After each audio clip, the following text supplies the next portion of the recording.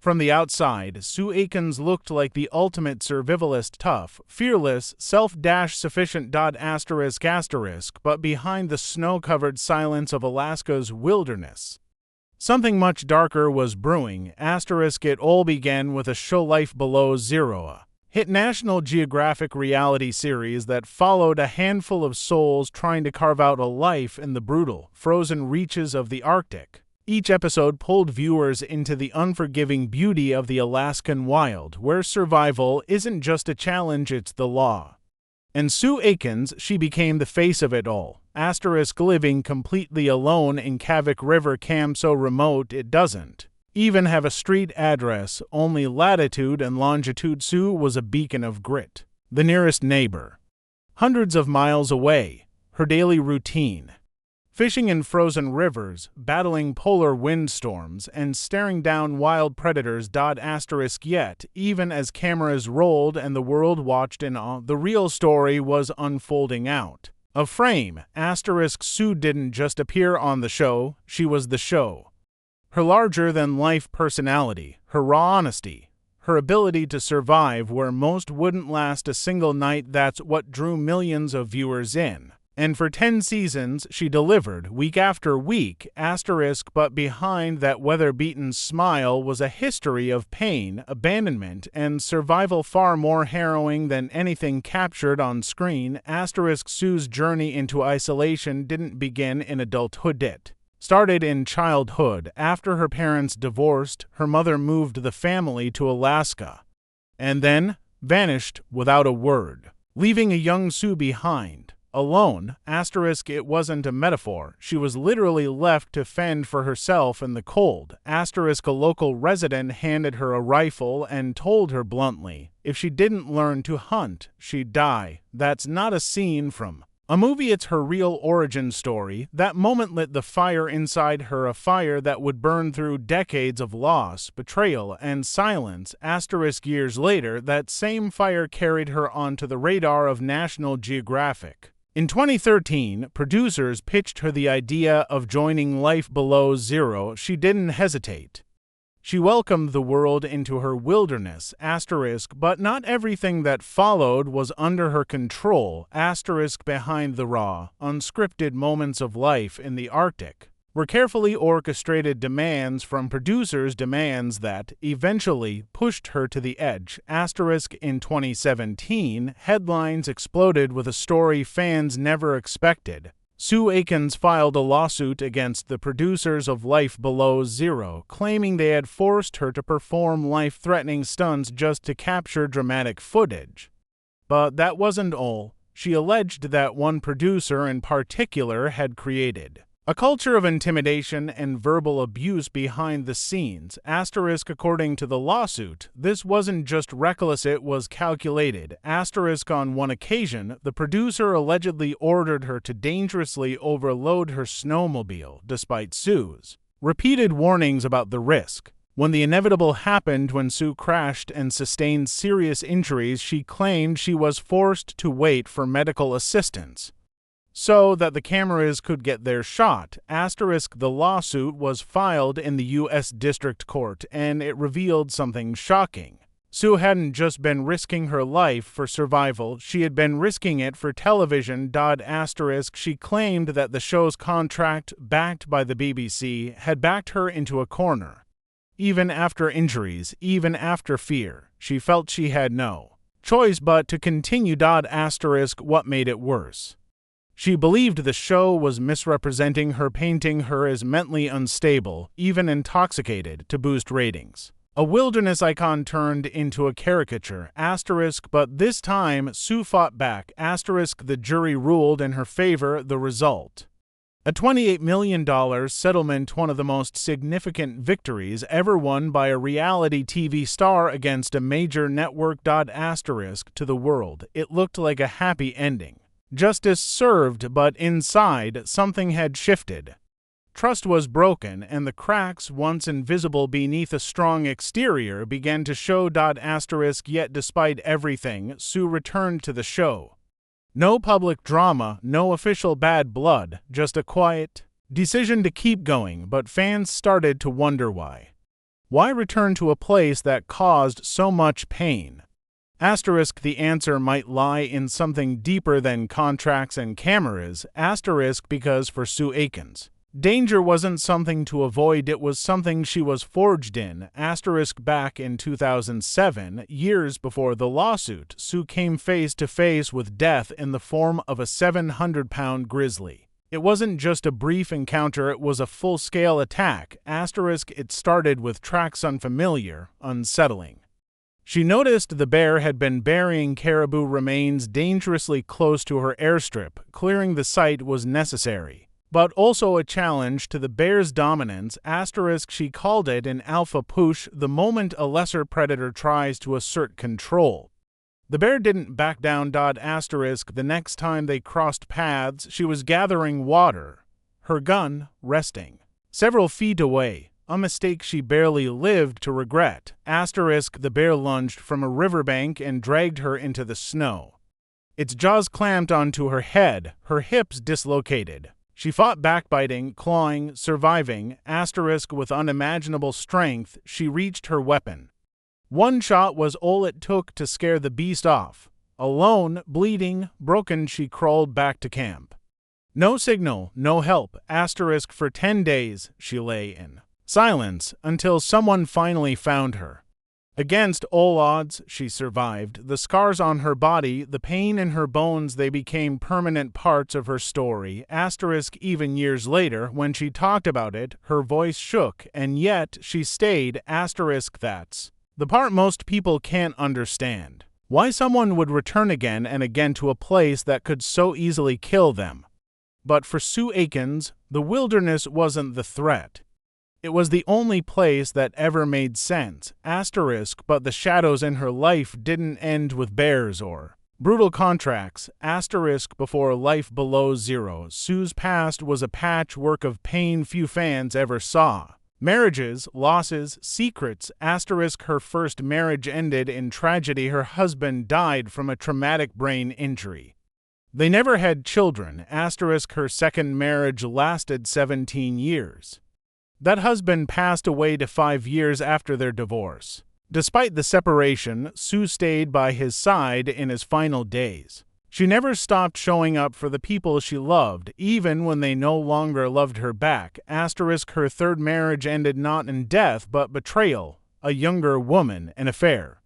Sue walked away but not unscarred. She later joked with actress Melissa McCarthy that she felt like a black widow. Asterisk, but she didn't give up on love. Asterisk, in 2021, something unexpected happened. Sue got engaged to Michael Heinrich. After decades of solitude, pain, and loss, she opened the door again. Asterisk, and while her personal life was unfolding, so was another battle, this time against exploitation and underpayment. Asterisk, before life below zero, Sue appeared on shows like Sarah Palin's Alaska and Flying Wild Alaska. But instead of lifting her career, these experiences left her with more scars. Asterisk, in 2013, she filed another lawsuit, this time against the Discovery Channel, claiming they underpaid her and misrepresented her image, damaging her chances of making a living outside of TV. Asterisk, once again, she settled quietly, professionally, and then she moved on. But here's the part that still confuses fans. Despite being the face of a global show, Sue was earning just $4,000 per episode.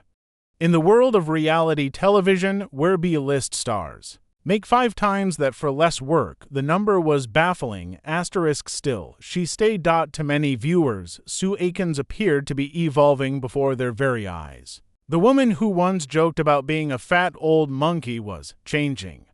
Not just emotionally, but physically. Asterisk, by 2018, something was different. Fans started noticing she moved a little faster, breathed a little easier, her posture stronger, her energy different. Asterisk, it wasn't makeup or lighting. It was real. Asterisk, she had begun losing weight rapidly. And as usual, Sue wasn't afraid to talk about it. In a Reddit years earlier, she had called herself a 50-year-old fat chick, laughing at her own size with the same self-deprecating humor she used to face grizzly bears. But under the Jokes was a real decision, asterisk. She said she wanted to be healthier, not to meet any beauty standard, but because, as she neared her 60s, her body couldn't do what it used to. Her joints, damaged from injuries and years in the cold, were failing. Recovery was slow. Pain was constant, asterisk. She needed a change not for vanity, but for survival. In interviews, she said the decision came after enough time had passed between surgeries and bear attacks. Her body had healed enough. Now she could push it again, asterisk, and she did. By the time fans blinked, the change was shocking. In 1 year, she dropped 75 pounds. But this wasn't some celebrity crash diet or a paid fitness sponsorship. It was all physical labor, chopping, hulling, building. Not machines, not trainers, just life, asterisk. She never made a show of it. Never turned her weight loss into a spectacle. But her Instagram post said it all, asterisk. It's no secret that I am a cute little monkey, but this year I shed a lot of weight. She didn't need applause. The wilderness was applause enough. Still, beneath her quiet triumphs were battles still raging and enemies still stalking, asterisk. In 2016, during what seemed like a routine day on life below zero, Sue noticed fresh tracks in the snow. They didn't belong to a bear. These were smaller but no less dangerous, asterisk. She knew immediately. Wolverine. To most, a wolverine might seem like a cute cousin to a badger, but out here, they're feral nightmares, aggressive, vicious, near impossible to kill with small caliber rounds. And Sue was being hunted, asterisk. She examined the prints kneeled beside them, based on the stride, the spacing, the shape. This wasn't just a passing animal. It had been circling, watching, waiting, asterisk. She looked into the camera and said plainly, only an idiot would go after a wolverine with a .22, asterisk. Then she turned back, climbed onto her snow machine, and retrieved something bigger, much bigger, a .30230 rifle, asterisk. And yet, her voice wasn't panicked, it was focused. Because this wasn't the first time, asterisk, that same wolverine had been stalking her for weeks, tearing through supplies, marking territory, circling camp. Asterisk. What made it worse, she believed there might be more than one. In that episode, she offered a brief but haunting history lesson, asterisk. The area she called home, Kavik, got its name from the Eskimo word for wolverine. And if that doesn't tell you something about the land, nothing will, asterisk. But these creatures weren't her only concern. Not by far, asterisk. You see, while most of us complain when the thermostat dips below 60 degrees Fahrenheit, Sue wakes up to -60 degrees Fahrenheit. Wind chills so severe they cut through clothes like knives. Blizzards that last for days. Asterisk. And she lives alone. No neighbors, no emergency services, no second chances, asterisk. In the Arctic National Wildlife Refuge, where her Kavik River camp sits, even the air feels hostile. The silence is deafening, the snow relentless. Winds reach 60 miles per hour, asterisk. And despite all that, Sue doesn't rely on weather apps or modern sensors. She builds her own tools, literally. Asterisk. First, a weather vane, just to check the wind, then a barometer measuring pressure. But it doesn't stop there, asterisk. She uses something almost no one talks about anymore, a Fitzroy storm glass. It's an ancient, almost magical device, crystals inside a sealed tube that change shape depending on atmospheric conditions, asterisk. She's part meteorologist, part survivalist, part relic of a different age, asterisk. But her camp isn't just survival, it's a business. A dream, asterisk. Long before the cameras came, Sue opened her doors to the few brave enough to travel north of nowhere. Kavik River Camp could host up to 83 guests at a time in its early days, asterisk. But as years passed and as her fame grew, she scaled it back. These days, she caps it at 12 to 20 visitors per summer. Enough to make a living, not enough to destroy the peace, asterisk. And while the camp helps pay the bills, Sue's vision goes beyond profit. Her goal, to make Kavik the first fully green, self-sustaining camp on Alaska's North Slope. Asterisk, it won't be easy. It might not even be possible, but Sue doesn't live for easy. She lives for challenge, asterisk yet, even with a life built on conquering. Fear and defying death, Sue Aikens would face one heartbreak she couldn't fight her way out of, asterisk in the 21st season of Life Below Zero. Sue shared something fans never expected to hear. She had lost her sister, and she had lost her granddaughter, asterisk Drew McClurg was just 19 when she passed, asterisk Sue didn't share details, she didn't need to. Her eyes, her voice, her silence, it said enough, asterisk in a rare moment of vulnerability, she spoke on camera about grief, family, and the pain of absence. Fans responded instantly, asterisk Twitter flooded with messages of support. People from around the world, many who'd never known a day without Wi-Fi or warmth, reached out to tell her, "We see you. We feel your pain, we are with you," asterisk some wondered how. Someone so strong, so invincible, could be shattered by loss, but Sue never claimed to be invincible. She only claimed to survive, asterisk, and sometimes survival means carrying heartbreak with you into every sunrise. Asterisk her granddaughter had been a private part of her life rarely shown, rarely mentioned.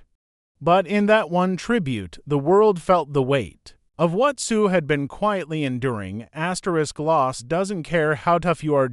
And yet, Sue kept going, asterisk long before she became the star of Life Below Zero. Sue Aikens was already surviving in ways most people couldn't imagine, asterisk her path to television wasn't paved with opportunity, it was littered with danger and exploitation. Asterisk before National Geographic, she'd appeared on several smaller Alaskan-based reality shows. Sarah Palin's Alaska, Flying Wild Alaska. They gave viewers glimpses into remote lifestyles, but they didn't capture Sue's essence.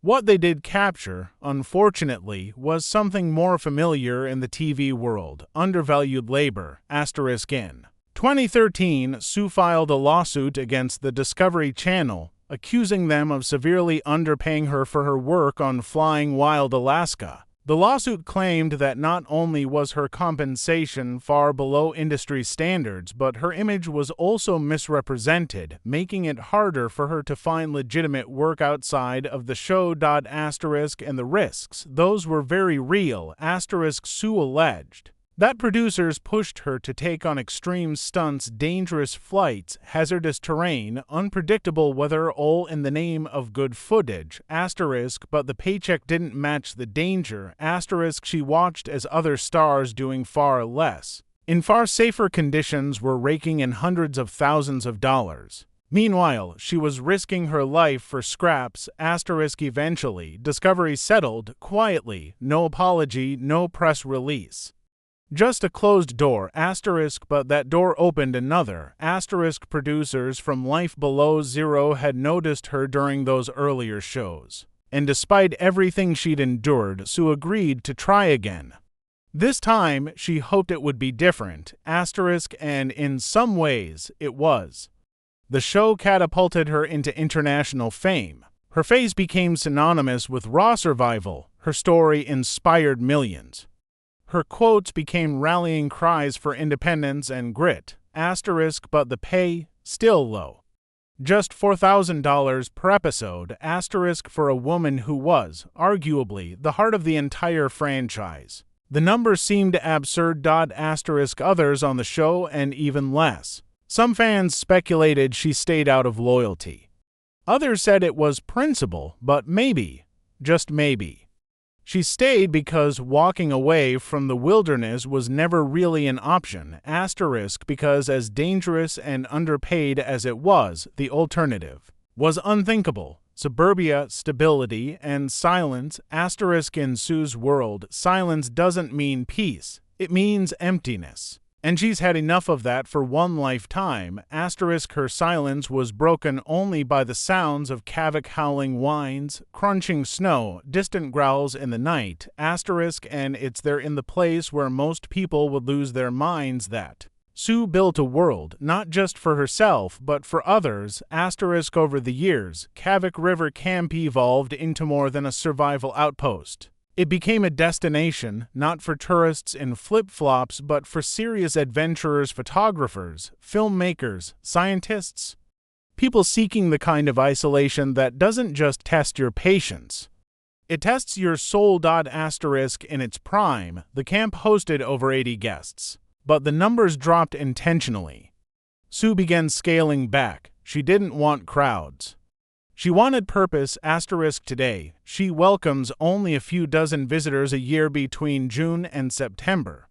The windows are small, the experience unforgettable. The camp's close proximity to the Arctic National Wildlife Refuge offers an unparalleled view of raw nature.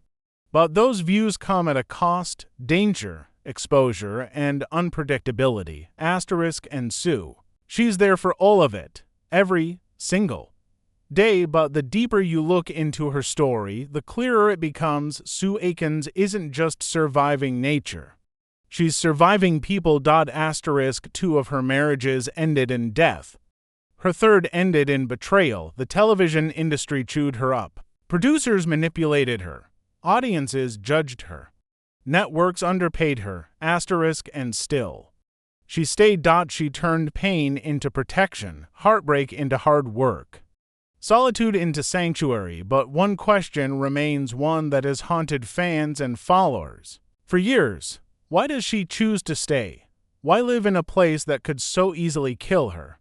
The answer is as simple as it is chilling, because that's where she feels safe. Not in cities, not in relationships, not even in television, but in the wilderness. The isolation doesn't frighten her.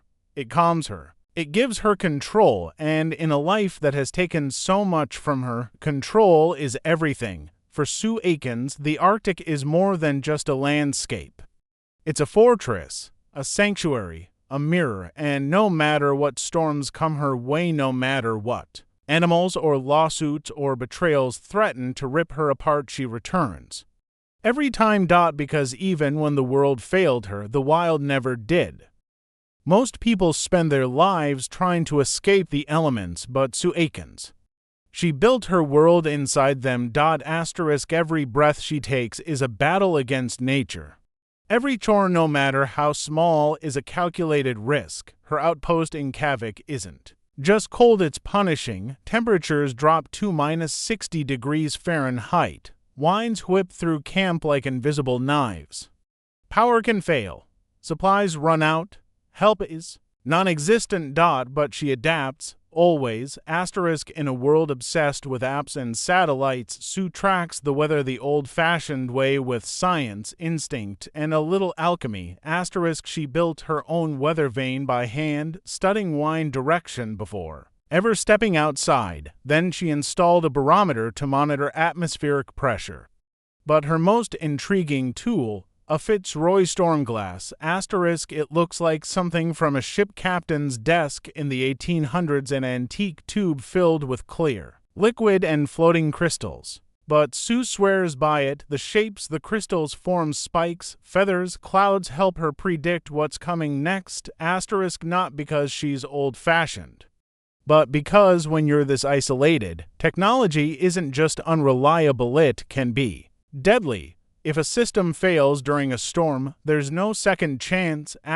So she prepares the ancient way, but even in the deep cold and unending quiet, her camp hums with purpose. It's more than just a business, it's a legacy. Kavik River Camp is nestled in one of the last untouched wildernesses on Earth, and it's not just for hardened survivalists.